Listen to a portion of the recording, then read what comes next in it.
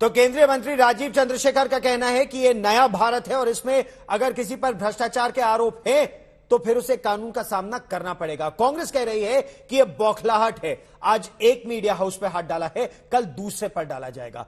मेरे सहयोगी हिमांशु मिश्र हमारे साथ ज्यादा जानकारी के साथ अब जुड़ रहे हैं। हिमांशु, कांग्रेस पार्टी लगातार यह प्रश्न कह रही है, जब एक बार सोनिया गांधी से भी कई बार पूछताछ हो गई, राहुल गांधी से भी पूछताछ हो गई, अब सर्च ऑपरेशन का क्या कारण है? यह बस विपक्ष को दबाने की साजिश है।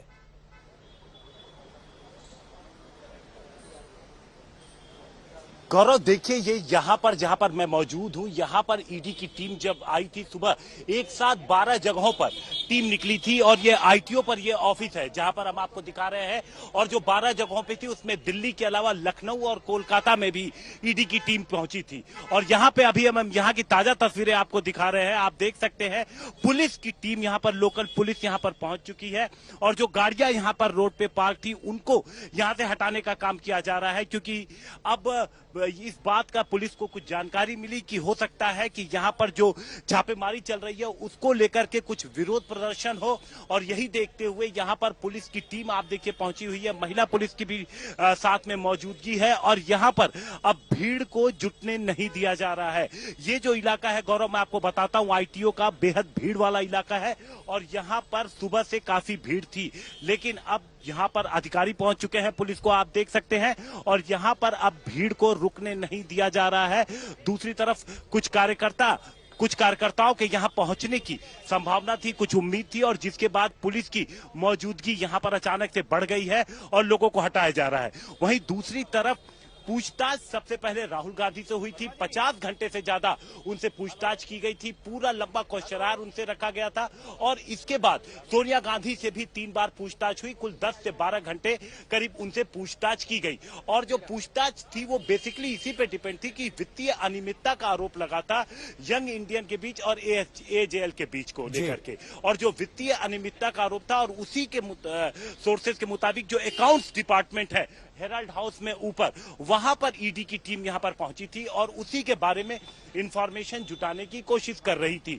और इस दौरान आप देखिए अचानक से, हालांकि सुबह से ये सर्चेस जो है वो चल रही थी तकरीबन 12 जगहों पर, लेकिन सुबह से नहीं, लेकिन अचानक से अभी कुछ देर पहले ही ये डेवलपमेंट हुआ है गौरव यहाँ पर कि पुलिस के अधिकारी, पुलिस की मौजूदगी यहाँ पर बढ़ी है अचानक से। जी गौरव, पुलिस की मौजूदगी बढ़ी है वहां पर। केंद्रीय मंत्री राजीव चंद्रशेखर ये कह रहे हैं कि हो सकता है अब एक और विरोध प्रदर्शन होगा। ये एक रणनीति सी बन गई है अगर भ्रष्टाचार के खिलाफ, कथित भ्रष्टाचार के खिलाफ कार्रवाई होती है। लेकिन प्रवर्तन निदेशालय को अब तक की जांच में क्या कोई अनियमितताएं सामने आई हैं, कोई अनियमितताएं मिली है? कांग्रेस पार्टी तो कह रही है कि इतनी लंबी पड़ताल चली, कुछ निकलकर नहीं आया और यह केवल एक फिशिंग एक्सपीडिशन है और विपक्ष को दबाने की साजिश है।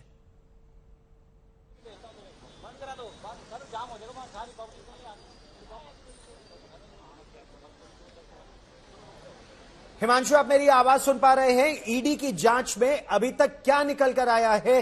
नेशनल हेराल्ड केस में किस तरह की अनियमितताओं का ईडी दावा कर रही है और अब जो सबूत खंगाले जा रहे हैं उससे क्या निकलने की उम्मीद है? देखिए, सबसे पहले 2012 के बाद ईडी की एंट्री जो हुई थी इस पूरे मामले में 2014 में हुई थी, और इसके बाद ईडी लगातार इन पूरे जो वित्तीय अनियमितताओं का आरोप लगाया गया था उन सभी आरोपों की जांच कर रही थी। और उसके बाद जून में राहुल गांधी से तकरीबन 50 घंटे से ज्यादा की लंबी पूछताछ अलग अलग बार बुला के उनसे की गई थी। और पूरा जो पूछताछ थी वो बेसिकली इसी पे थी कि जो लेन देन हुआ है वो उसके पीछे के आधार जानने की कोशिश हो रही थी, यंग इंडिया के ओनरशिप को लेकर के, उसके क्या कामकाज हैं उसको लेकर के, और जो तमाम जो लोन लिया गया था और यंग इंडिया का कामकाज क्या था, इन सारी चीजों को लेकर के लगातार जांच जारी है। और जब पूछताछ होती है पहले राहुल गांधी से फिर सोनिया गांधी से, उस दौरान भी हमने देखा था कि सड़क पर काफी कोहराम मचा था, न सिर्फ दिल्ली में बल्कि कांग्रेसी कार्यकर्ताओं ने देश के अलग अलग हिस्सों में काफी प्रदर्शन किया था। और एक बार यही उम्मीद यहां पर जब दोबारा पूछताछ के बाद जब ईडी की टीम एक बार फिर से 12 टीमें एक साथ, आप सोचिए 12 टीमें एक साथ बेहद महत्वपूर्ण है, क्योंकि पूछताछ हो जाने के बाद 12 टीमें निकलती हैं देश के अलग अलग हिस्सों में सर्चेस के लिए। और जब ये निकलती है तो एक बार फिर ऐसा अनुमान लगा कि कहीं जिस तरीके से जब राहुल गांधी और सोनिया गांधी से पूछताछ के वक्त में कांग्रेसी कार्यकर्ताओं ने प्रदर्शन किया